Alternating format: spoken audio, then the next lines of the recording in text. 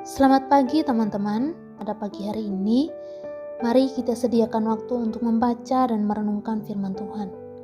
Firman Tuhan menjadi renungan kita di pagi hari ini terambil dari Bilangan pasal 23 dan pasal 24. Nah teman-teman, di renungan kita kemarin yaitu pada Bilangan pasal 22 menceritakan tentang Balak yang meminta Bileam untuk mengutuki bangsa Israel, yaitu mengucapkan kata-kata yang buruk dan jahat terhadap bangsa Israel. Balak ingin sesuatu yang buruk terjadi pada mereka. Kalau kita lihat di sana, menceritakan mengenai alasan kenapa Balak meminta Bileam untuk mengutuki bangsa Israel. Karena ia takut kepada bangsa itu. Dia takut kalau bangsa Israel dapat mengalahkan mereka.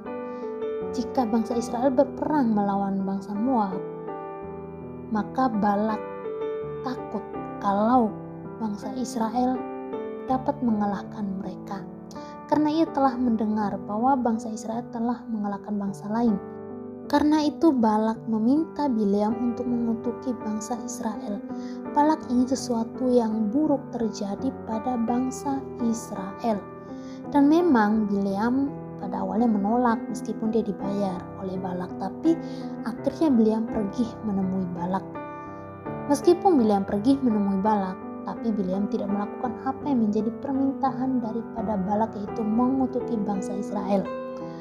Pada bagian ini kita bisa lihat bahwa berulang kali dia dibujuk Bileam dibujuk, tapi Bileam tetap menolak. Pada pasal 22 juga dikatakan seperti itu.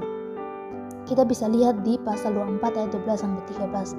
Di situ dikatakan begini, tetapi berkatalah Bileam kepada Balak, bukankah telah kukatakan juga kepada utusan-utusan yang kau kirim kepadaku, sekalipun Balak memberikan kepadaku emas dan perak seistana penuh, aku tidak akan sanggup melanggar titah Tuhan dengan berbuat baik atau jahat atas kemauanku sendiri.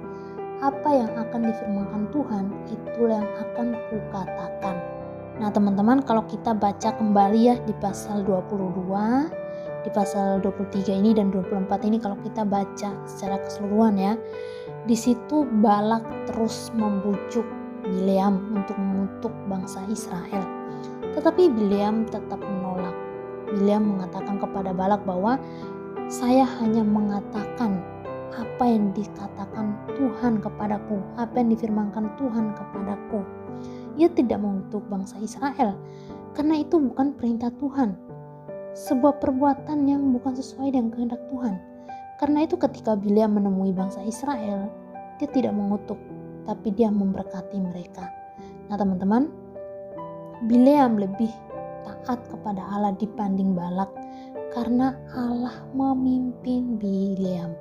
Allah yang memimpinnya dan memampukannya. Allah yang menaruh perkataannya, firman-Nya di hati Bileam. Dia memampukan Bileam untuk taat padanya.